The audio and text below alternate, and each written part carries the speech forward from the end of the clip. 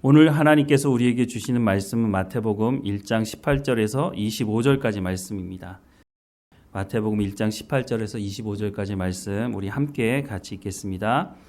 예수 그리스도의 나심은 이러하니라. 그의 어머니 마리아가 요셉과 약혼하고 동거하기 전에 성령으로 잉태된 것이 나타났더니 그의 남편 요셉은 의로운 사람이라 그를 드러내지 아니하고 가만히 끊고자 하여 이 일을 생각할 때에 주의 사자가 현몽하여 이르되 다윗의 자손 요셉아 내 아내 마리아 데려오기를 무서워하지 말라. 그에게 잉태된 자는 성령으로 된 것이라. 아들을 낳으리니 이름을 예수라 하라. 이는 그가 자기 백성을 그들의 죄에서 구원할 자이심이라 하니라.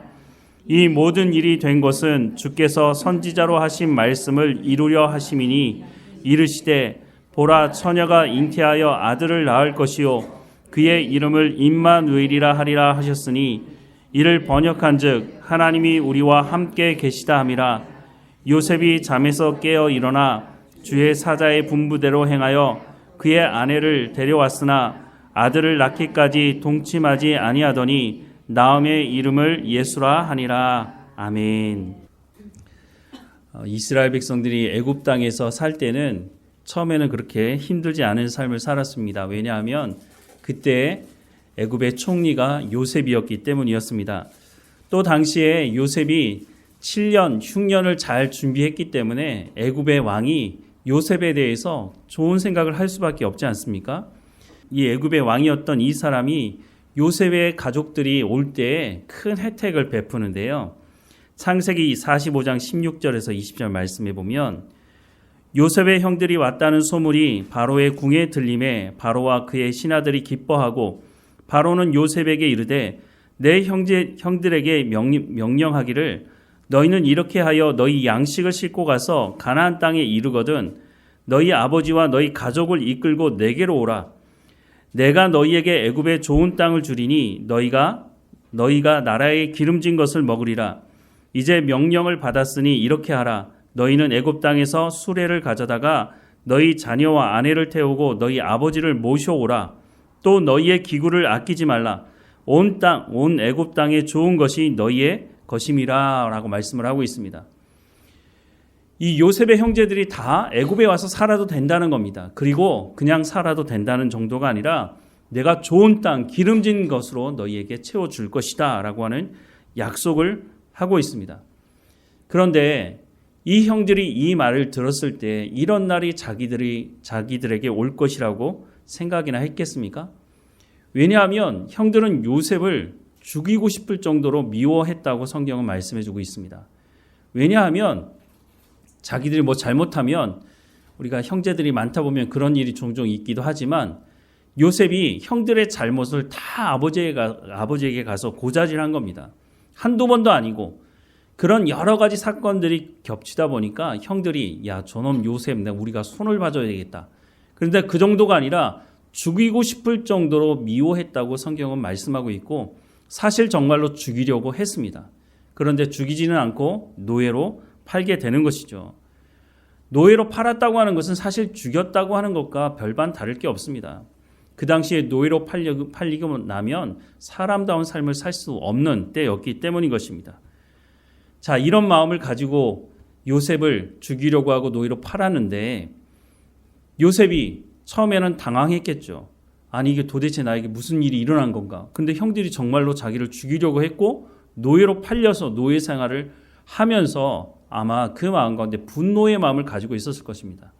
내가 어떻게 해서든지 여기서 탈출해서 형들에게 복수하리라. 그 마음을 가지고 살지 않았겠습니까? 그런데 그 요셉이 애굽의 총리가 되었으니 형들이 그 앞에 섰을 때 어떤 마음을 가졌겠습니까? 요셉은 애굽의 총리가 되기 전에 13년 동안 고난의 삶, 노예로서의 삶을 살았습니다. 거기서 그치지 않고 모함을 받아서 감옥까지 갔던 사람이 바로 요셉 아니었습니까?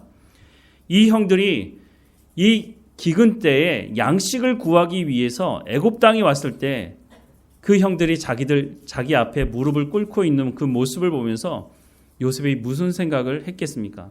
야, 내가 이 날을 위해서 살아온 것이 아닌가? 내가 복수를 해야겠다.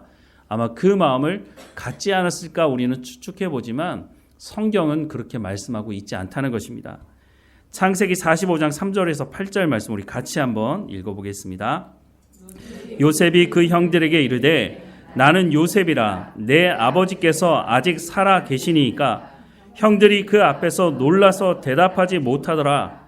요셉이 형들에게 이르되 내게로 가까이 오소서. 그들이 가까이 가니 이르되 나는 당신들의 아우 요셉이니 당신들이 애굽의 판자라. 당신들이 나를 이곳에 팔았다고 해서 근심하지 마소서. 한탄하지 마소서. 하나님이 생명을 구원하시려고 나를 당신들보다 먼저 보내셨나이다. 이 땅에 2년 동안 흉년이 들었으나 아직 5년은 밭갈이도 못하고 추수도 못할지라.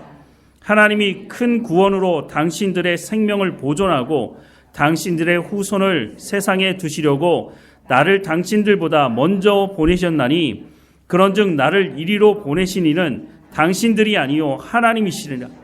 하나님이 나를 바로에게 아버지로 삼으시고 그 온 집의 주로 삼으시며 애굽 온 땅의 통치자로 삼으셨나이다.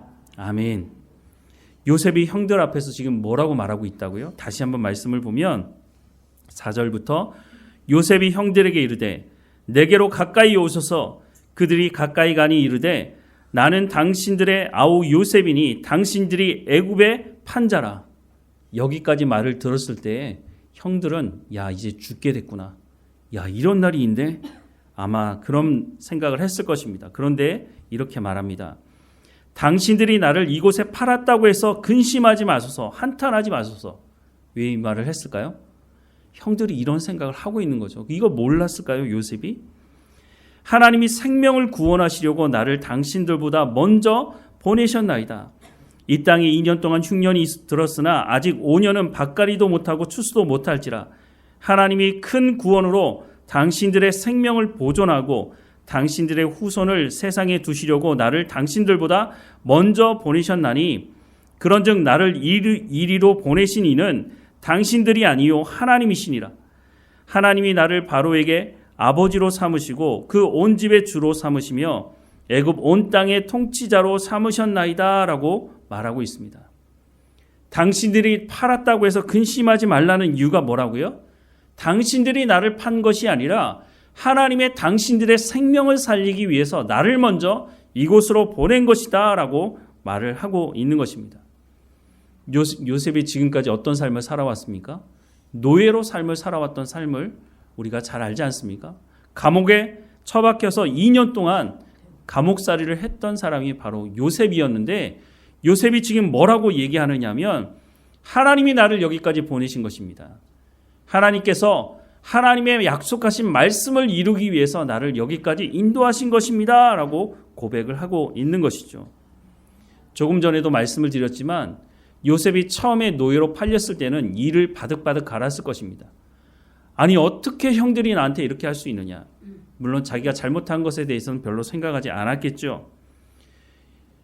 내가 형들에게 복수하겠다는 그 마음을 가지고 아마 노예로서의 삶을 살았을 것입니다. 그런데 노예로 삶을 살면서 요셉이 지금까지 깨닫지 못했던 것을 깨닫게 되는데 그것은 바로 하나님이 자기와 함께 계신다고 하는 것이었습니다. 물론 아버지 야곱을 통해서 하나님에 대한 말씀을 들었겠죠. 그런데 자기가 이 고난 속에 처박힘으로 말미암아 하나님이 어떤 분이신지 하나님이 나와 함께 하신다는 것이 무엇인지를 뼛속 깊이까지 아마 경험하게 되었던 것으로 보여집니다. 창세기 39장 1절에서 6절 말씀에 보면 요셉이 이끌려 애굽에 내려가매 바로의 신하 친위대장 애굽 사람 보디발이 그를 그리로 데려간 이스마엘 사람의 손에서 요셉을 산이라. 여호와께서 요셉과 함께 하심으로 그가 형통한 자가 되어 그의 주인 애굽 사람의 집에 있으니 그의 주인이 여호와께서 그와 함께 하심을 보며 또 여호와께서 그의 범사에 형통하게 하심을 보았더라. 요셉이 그의 주인에게 은혜를 입어 섬김에 그가 요셉을 가정 총무로 삼고 자기의 소유를 다 그의 손에 위탁하니 그가 요셉에게 자기의 집과 그의 모든 소유물을 주관하게 한 때로부터 여호와께서 요셉을 위하여 그 애굽 사람의 집에 복을 내리심으로 여호와의 복이 그의 집과 밭에 있는 모든 소유에 미친지라. 주인이 그의 소유를 다 요셉의 손에 위탁하고 자기가 먹는 음식 외에는 간섭하지 아니하였더라. 요셉은 용모가 빼어나고 아름다웠더라 라고 말씀을 하고 있습니다. 2절 말씀을 다시 보면 여호와께서 요셉과 함께 하심으로 라고 말씀을 하고 있습니다. 하나님께서 요셉과 함께 하심으로 형통한 자가 되었다라고 말씀하는데, 요셉만 이것을 안 것이 아니라 요셉의 주인이었던 보디발도 보았다고 말하고 있습니다. 3절 말씀에 그의 주인이 여호와께서 그와 함께 하심을 보며 또 여호와께서 그의 범사에 형통하게 하심을 보았다라고 말씀을 하고 있습니다. 하나님이 요셉과 함께 하신다는 것을 요셉만 안 것이 아니라 그 주인 보디발도 봤다면 그 집안에 있던 모든 사람들도 하나님이 도대체 어떤 분이신데 저 노예로 살아가는 요셉과 함께함으로 이 집안에 이런 복을 허락하는가 아마 보고 놀랐을 것입니다. 하나님이 요셉과 함께한다고 하는 것, 어떻게 보면 이렇게 말할 수도 있겠죠. 하나님 왜 하필이면 납니까? 왜 하필이면 내가 이런 고난을 당해야 합니까? 라고 원망하고 불평하며 살 수도 있었겠죠. 그런데 하나님께서 요셉과 함께 하심으로 말미암아 일어나는 일들을 보면서 요셉도 놀랐을 것입니다. 하나님, 그런데 이 방법밖에 없습니까? 내가 노예로서의 삶을 살아가는 것 말고는 다른 방법이 없었습니까? 라고 하는 의문점을 가졌을지도 모르겠습니다. 그런데 말씀을 보면 요셉이 그런 삶을 살지는 않았던 것 같습니다. 물론 처음에는 형들에게 복수하고 싶은 마음을 가졌을 거라고 생각이 되지만 하나님께서 자기와 함께 하시는 것을 보면서 요셉은 그 생각들도 다 내려놨던 것으로 보여집니다. 그리고 나서 요셉이 죽고 난 이후에 이스라엘 백성들이 애굽 땅에서 자손을 번성하기 시작을 하는데, 아마도 그 후손들에게 하나님께서 요셉과 함께 하심으로 우리가 이 땅에서 이렇게 먹고 살고 있다고 하는 것을 말해주지 않았겠습니까? 왜 하나님께서 약속하신 땅에 살지 않고 우리가 왜 애굽 땅에 사느냐고 물었을 것입니다. 아마 그때 하나님께서 요셉과 함께 하심으로 우리가 그 기근 중에 다 못 먹어서 죽지 않고 이 땅에서 이렇게 살고 있는 것이다 라고 하는 것을 말해 주었을 것입니다. 그런데 그렇게 살아가는 삶이 어느 순간 완전히 바뀌게 됩니다. 그것은 애굽의 왕조가 바뀌었기 때문이라고 성경은 말씀하는데요. 출애굽기 1장 8절에서 16절 말씀입니다. 요셉을 알지 못하는 새 왕이 일어나 애굽을 다스리더니 그가 그 백성에게 이르되 이 백성 이스라엘 자손이 우리보다 많고 강하도다. 자, 우리가 그들에 대하여 지혜롭게 하자. 두렵건대 그들이 더 많게 되면 전쟁이 일어날 때에 우리 대적과 합하여 우리와 싸우고 이 땅에서 나갈까 하노라 하고 감독들을 그들 위에 세우고 그들에게 무거운 짐을 지워 괴롭게 하여 그들에게 바로를 위하여 국고성 비동과 라암셋을 건축하게 하니라. 그러나 학대를 받을수록 더욱 번성하여 퍼져나가니 애굽 사람이 이스라엘 자손으로 말미암아 근심하여 이스라엘 자손에게 일을 엄하게 시켜 어려운 노동으로 그들의 생활을 괴롭게 하니 곧 흙 이기기와 벽돌 굽기와 농사의 여러 가지 일이라. 그 시키는 일이 모두 엄하였더라. 애굽 왕이 히브리 산파 시브라라 하는 사람과 부하라 하는 사람에게 말하여 이르되 너희는 히브리 여인을 위하여 해산을 도울 때에 그 자리를 살펴서 아들이거든 그들을 죽이고 딸이거든 살려두라 라고 말하고 있습니다. 이스라엘 백성들이 출애굽할 때 몇 명이나 됐는지는 사실 정확하게는 알 수 없습니다. 20세 이상의 남자를 계수했을 때 60만 명이라고 하는 걸 보면 지금 기준으로 봐서 한 가족이 한 4명이라고 생각을 해서 봤을 때 200만 명 정도 될 것이라고 추정하지만 아마 그거보다 훨씬 더 많았을 것입니다. 그런데 이렇게 많은 사람들이 또 히브리 사람들이 건강했던 것 같습니다. 아이를 낳는데 그 많은 사람들의 아이를 받는 산파가 딱 2명이었다고 하는 것도 참 놀라운데 뭐라고 말했다고요? 아이를 낳으면 남자면 죽이라고 명령을 했습니다. 물론 이 왕의 명령대로 이루어지지 않습니다.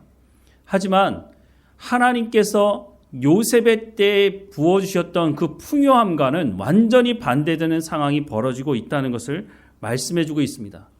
그러면 이 백성들이 이 노예로서의 삶을 살아갈 때 그렇게 말할 수 있지 않겠습니까? 아니, 하나님께서 우리를 선택하셨다면서 우리가 이렇게 고난을 당하는 게 이게 하나님의 백성으로서의 삶이 맞느냐라고 질문하지 않겠습니까? 하나님이 함께 하셔서 요셉에게 그 복을 허락해 주셨다면 오늘 우리에게도 동일한 이런 풍요를 누리며 살아가는 삶을 살아갈 수 있도록 해줘야 되는 것 아닌가? 오늘 이 시대를 살아가는 우리도 이렇게 하나님께 질문할 때가 있습니다. 우리가 고난 중에 있을 때 하나님, 정말 하나님이 나를 사랑하시는 것이 맞습니까? 하나님이 나를 구원하셨다면 내가 어떻게 이런 고난 가운데 있을 수 있는 겁니까? 우리가 만약에 그렇게 생각하고 말하고 있다면 고난은 하나님께서 허락해 주시는 것이 아니라고 생각을 하고 있기 때문인 것입니다. 고난당하는 것은, 우리가 고통당하는 것은 하나님으로부터 복을 받는 길이 아니라고 생각을 하고 있다고 하는 것이죠. 즉 반대로 살아가는 것, 잘 먹고 잘 살고 고난도 없고 고통도 없는 것이 바로 하나님이 우리와 함께 하신다고 생각을 하고 있기 때문에 우리가 고난 중에 있을 때 하나님 앞에, 하나님 정말 날 사랑하는 게 맞아요? 내가 하나님의 자녀인 건 맞아요? 이렇게 말을 하고 있다면 이런 생각이 전제되어 있기 때문에 우리가 하나님께 그런 말을 하고 있지는 않은지 다시 한번 우리의 삶을 살펴봐야 할 것입니다. 이사야서 63장 9절에는 이렇게 말씀하고 있습니다. 그들의 모든 환난에 동참하사 자기 앞에 사자로 하여금 그들을 구원하시며 그의 사랑과 그의 자비로 그들을 구원하시고 옛적 모든 날에 그들을 드시며 안으셨다라고 말씀을 하고 있습니다. 하나님이 언제 우리와 함께하고 계신다고요? 환난 중에 있을 때에 하나님이 우리를 구원하시고 우리와 함께 하신다고 말씀을 하고 있습니다. 물론 우리 가운데 고난이 있지 않는 평소에도 하나님이 우리와 함께 하시는 것이 맞죠. 시편 말씀에 보면 고난 중에 있을 때 하나님이 정말 나와 함께 있는 것인가? 라고 하는 의문을 제기하는 그런 시편들이 여러 편이 있는데요. 그 중에 시편 22편 말씀을 보면 말씀을 이렇게 하고 있습니다. 내 하나님이여, 내 하나님이여, 어찌 나를 버리셨나이까? 어찌 나를 멀리하여 돕지 아니하시오며 내 신음소리를 듣지 아니하시나이까? 내 하나님이여, 내가 낮에도 부르짖고 밤에도 잠잠하지 아니하오나 응답하지 아니하시나이다 라고 말씀하고 있습니다. 다윗이 얼마나 고통스러우면 이렇게 말했을까요? 다윗이 사울을 피해서 도망다니는 삶을 10여 년 동안 살아갑니다. 누구도 다윗을 돕지 못했습니다. 도우면 반역자가 되는 거죠. 그 당시에 왕이 사울이었으니까. 그러니 하나님께만 의지했던 이 다윗이 하나님께 부르짖으며 삶을 살아가는데 뭐라고 얘기했다고요? 하나님, 어찌 나를 버리십니까? 하나님, 내가 낮에도 부르짖고 밤에도 잠잠하지 않고 하나님께 나를 구원해달라고 그렇게 하나님께 부르짖고 있는데 하나님 왜 응답이 없습니까? 그렇게 고백하고 있습니다. 계속 말씀을 보면 9절 이하에 오직 주께서 나를 모태에서 나오게 하시고 내 어머니의 젖을 먹을 때에 의지하게 하셨나이다. 내가 날 때부터 주께 맡긴 바 되었고 모태에서 나올 때부터 주의 모든 하나님이 되셨나이다. 주는 나의 하나님이 되셨나이다. 나를 멀리하지 마옵소서. 환난이 가까우나 도울 자 없나이다. 많은 황소가 나를 에워싸며 바산의 힘센 소들이 나를 둘러쌌으며 내게 그 입을 벌림이 찢으며 부르짖는 사자 같으니이다 라고 말하고 있습니다. 14절 이하의 말씀에 보면 나는 물같이 쏟아졌으며 내 모든 뼈는 어그러졌으며 내 마음은 밀랍 같아서 내 속에서 녹았으며 내 힘이 말라 질그릇 조각 같고 내 혀가 입천장에 붙었었나이다. 주께서 또 나를 죽음의 진토 속에 두셨나이다. 개들이 나를 에워쌌으며 악한 무리가 나를 둘러 내 수족을 찔러나이다. 다윗이 이렇게 지금 말하고 있는 것은 그냥 상상 속에서 하는 말이 아닙니다. 다윗이 도망다니면서 이런 일을 직접 경험한 것에 대해서 말을 하고 있는 겁니다. 17절 말씀에 내가 내 모든 뼈를 셀 수 있나이다. 그들이 나를 주목하여 보고 내 겉옷을 나누며 속옷을 제비 뽑나이다. 여호와여 멀리하지 마옵소서. 나의 힘이시여 속히 나를 도우소서. 내 생명을 칼에서 건지시며 내 유일한 것을 개의 세력에서 구하소서. 나를 사자의 입에서 구하소서. 주께서 내게 응답하시고 들소의 뿔에서 구원하셨나이다 라고 고백하고 있습니다. 하나님이 계시다면 어떻게 나에게 이런 일이 있을 것입니까? 라고 말하고 있는 것이죠. 그런데 다윗은 여기서 끝내지 않습니다. 22절 이하의 말씀에 보면 내가 주의 이름을 형제에게 선포하고 회중 가운데서 주를 찬송하리이다 라고 말하고 있습니다. 내가 이런 고통 속에 있지만 하나님을 찬송합니다. 그냥 나만 찬송하는 게 아니라 형제에게, 내 주변 사람들에게 하나님을 찬송한다고 고백하겠다는 겁니다. 23절에 여호와를 두려워하는 너희여 그를 찬송할지어다. 야곱의 모든 자손이여 그에게 영광을 돌릴지어다. 너희 이스라엘 모든 자손이여 그를 경외할지어다. 그는 공고한 자의 공고를 멸시하거나 싫어하지 아니하시며 그의 얼굴을 그에게서 숨기지 아니하시고 그가 울부짖을 때에 들으셨도다. 큰 회중 가운데서 나의 찬송은 주께로부터 온 것이니 주를 경외하는 자 앞에서 나의 서원을 갚으리이다. 겸손한 자는 먹고 배부를 것이며 여호와를 찾는 자는 그를 찬송할 것이라. 너희 마음은 영원히 살지어다. 땅의 모든 끝이 여호와를 기억하고 돌아오며 모든 나라의 모든 족속이 주의 앞에 예배하리니 나라는 여호와의 것이요 여호와는 모든 나라의 주제이심이로다 라고 하나님을 찬양하고 있습니다. 다윗이 이렇게 하나님을 찬양한다고 해서 당장 자신에게 닥친 이 고난과 고통이 사라지는 것도 아니었습니다. 하지만 분명한 것은 이 고난 속에서, 이 고통 가운데서 다윗은 하나님이 누구이신지를 분명히 경험하고 있다고 하는 것을 고백하고 있다고 하는 것입니다. 사울이 이 다윗 하나를 잡기 위해서 3,000명이나 되는 정예 군사를 이끌고 다니면서 다윗을 쫓아다녔습니다. 다윗이 어떻게 두렵지 않겠습니까? 하지만 다윗이 사울의 코앞에 있을 때에도 하나님께서 다윗을 사울에게 넘기지 않으십니다. 사울이 다윗이 코앞에 있다는 것을 알기만 한다면 다윗을 분명히 잡았을 것입니다. 그런데 그걸 알아차리지 못하도록 하나님께서 그 눈을 막으시고 그 손을 막으셨다고 하는 것을 성경은 우리 가운데 말씀해주고 있다고 하는 것입니다. 하나님이 우리와 함께 하신다고 하는 것은 우리 가운데 고난이 없다라고 말씀하는 것이 아닙니다. 우리가 고난 중에 있을 때에도, 우리가 고난이 없을 때에도 하나님은 우리와 함께 하신다고 말씀을 해주시고 있는 것이죠. 고난 중에 있을 때 하나님을 더 깊이 경험하게 되었다고 하는 것은 히브리서 말씀을 보면 우리가 분명히 알 수 있는데요.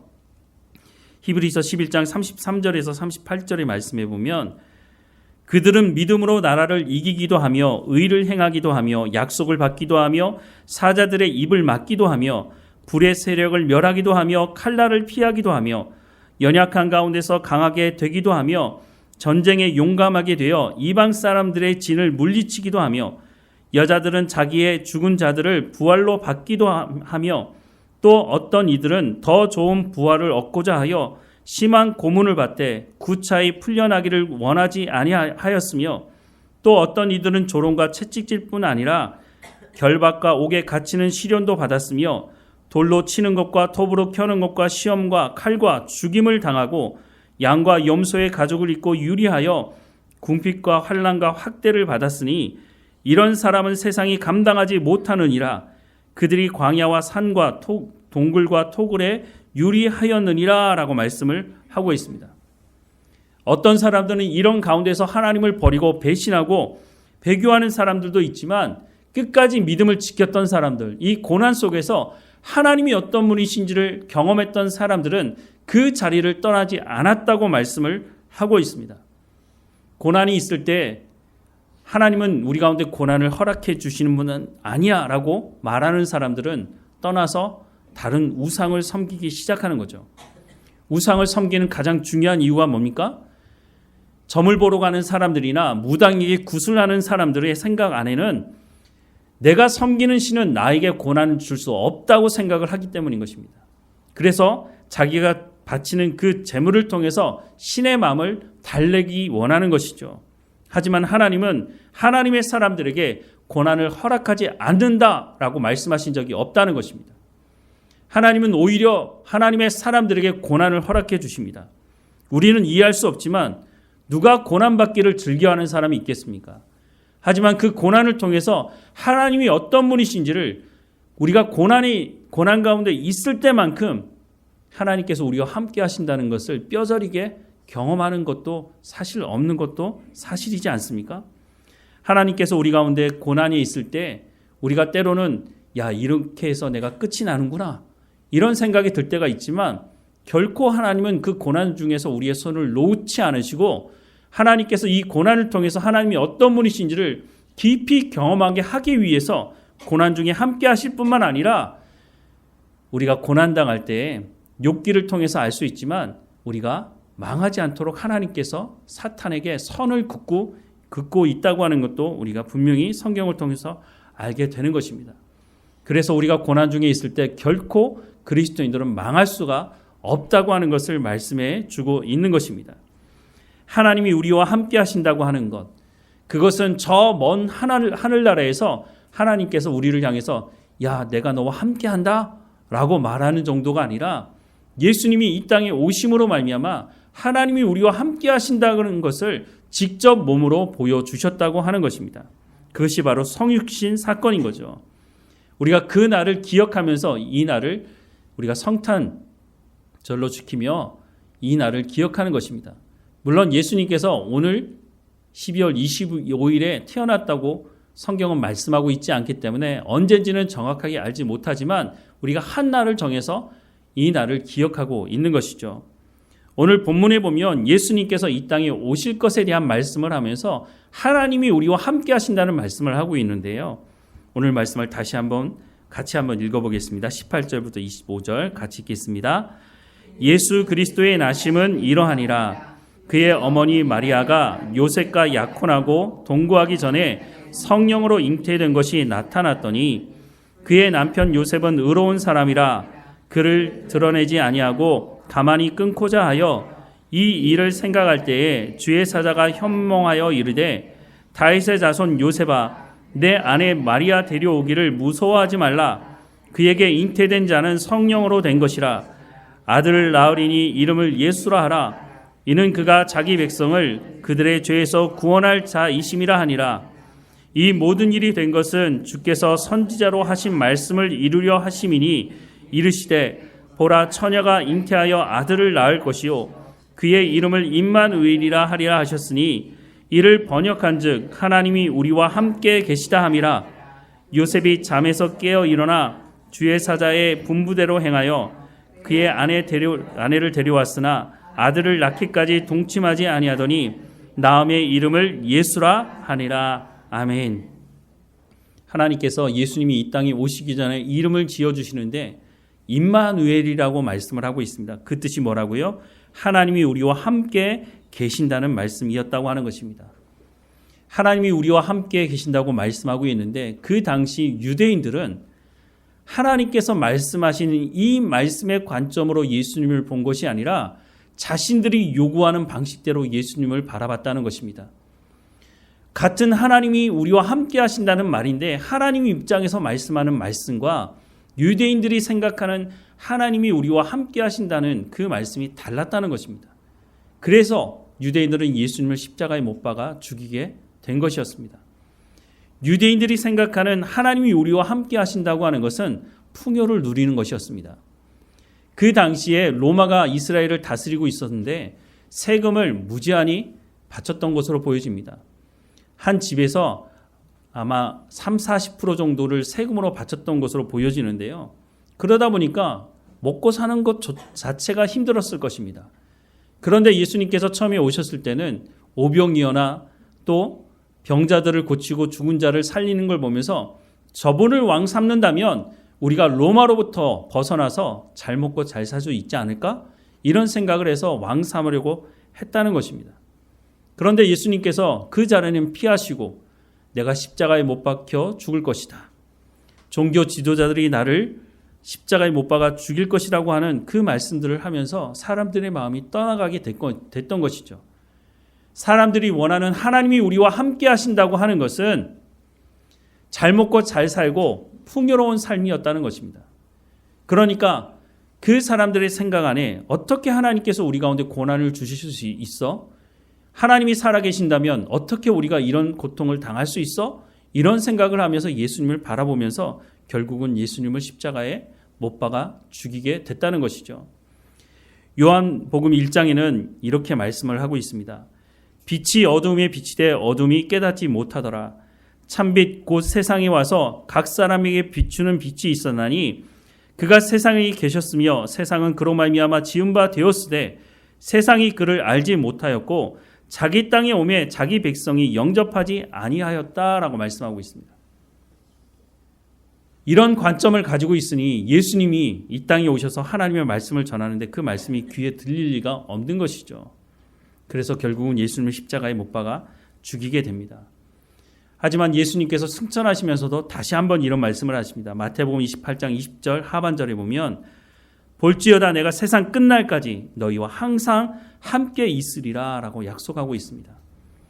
하나님께서 우리와 함께 하신다고 하는 이 말씀이 하나님의 관점에서 봐야 되지 세상 사람들의 유대인들의 관점에서 하나님의 말씀을 보게 된다면 예수님이 이 땅에 지금 이 시대에 온다 할지라도 예수님을 알아보지 못하고 예수님을 십자가에 못 박아 죽이는 일이 또다시 벌어질 수 있다고 한다고 하는 것입니다. 하나님이 우리를 바라보시는 하나님의 관점에서 우리를 누구라고 말씀하시느냐? 시편 139편을 보면 이렇게 말씀합니다. 여호와여 주께서 나를 살펴보셨으므로 나를 아시나이다. 주께서 내가 앉고 일어섬을 아시고 멀리서도 나의 생각을 밝히 아시오며 나의 모든 길과 내가 눕는 것을 살펴보셨으므로 나의 모든 행위를 익히 아시오니 여호와여 내 혀의 말을 알지 못하시는 것이 하나도 없으시니이다. 하나님이 나를 어떻게 보신다고요? 하나님께서 내가 앉고 일어서고 내가 모든 것을 할 때 하나님 아신다고 말씀하고 있습니다. 우리 같이 계속 한번 읽어보겠습니다. 5절 이하의 말씀입니다. 주께서 나의 앞뒤를 둘러싸시고 내게 안수하셨나이다. 이 지식이 내게 너무 기이하니 높아서 내가 능히 미치지 못하나이다. 내가 주의 영을 떠나 어디로 가며 주의 앞에서 어디로 피하리이까? 내가 하늘에 올라갈지라도 거기 계시며 수월에 내 자리를 펼지라도 거기 계시니이다. 내가 새벽 날개를 치며 바다 끝에 가서 거주할지라도 거기서도 주의 손이 나를 인도하시며 주의 오른손이 나를 붙드시리이다. 심지어는 내가 스올 지옥에 내 자리를 펼지라도 하나님이 그곳에 함께 하십니다 라고 말씀합니다. 계속 말씀을 볼까요? 11절 이하 같이 읽겠습니다.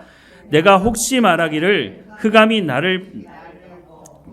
나를 두른 빛은 밤이 되리라 할지라도 주에게서는 흑암이 숨기지 못하며 밤이 낮과 같이 비추이나이다.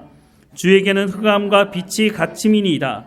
주께서 내 내장을 지으시며 나의 모태에서 나를 만드셨나이다.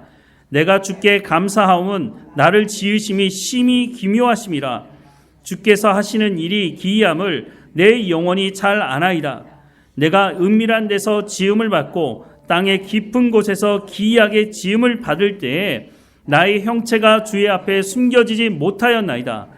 내 형질이 이루어지기 전에 주의 눈이 보셨으며 나를 위하여 정한 날이 하루도 되기 전에 주의 책에 다 기록되어 하나님이여 주의 생각이 내게 어찌 그리 보배로우신지요.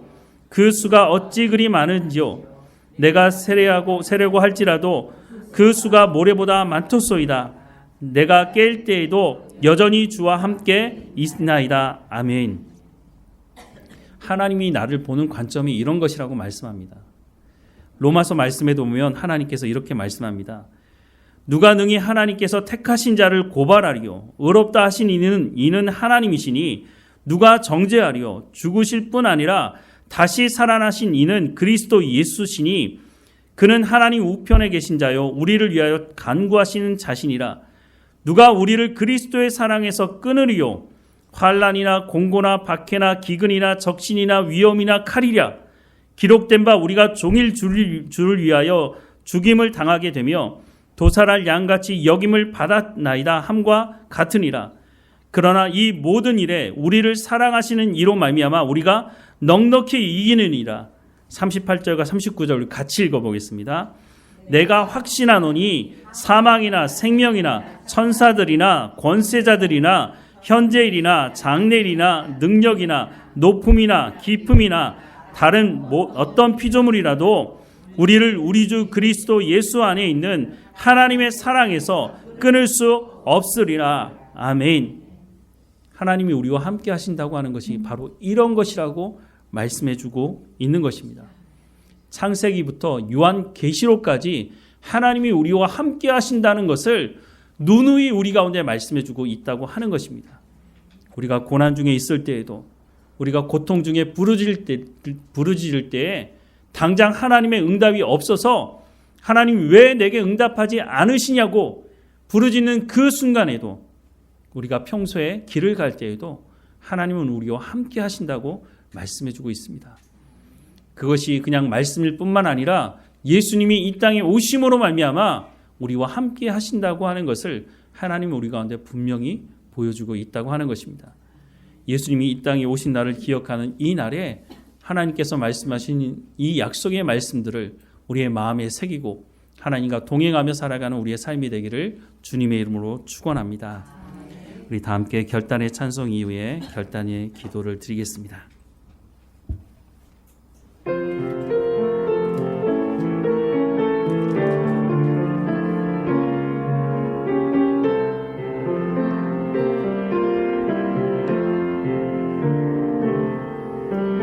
이 말씀 따라 사는 동안 지치지 않게 하시고, 이 말씀 따라 사는 동안 주님 나라 이루소서.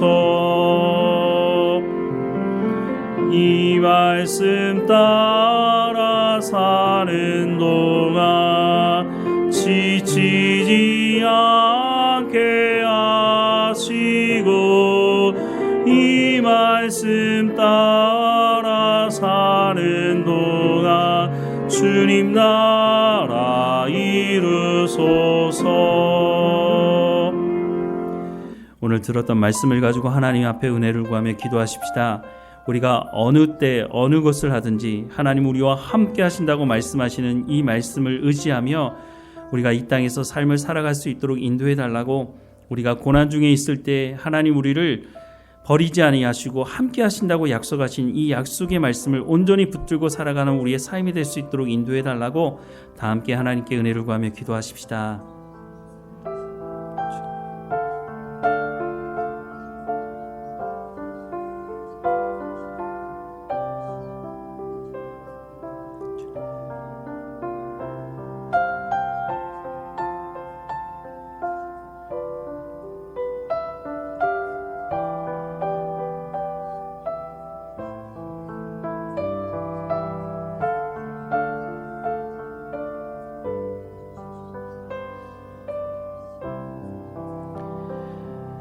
하나님 우리를 사랑하셔서 허물과 죄로 죽은 그 자리 가운데 머물러 있지 않게 하시고 하나님의 자녀 삼기 위해 이 땅에 예수님을 보내주셔서 감사합니다.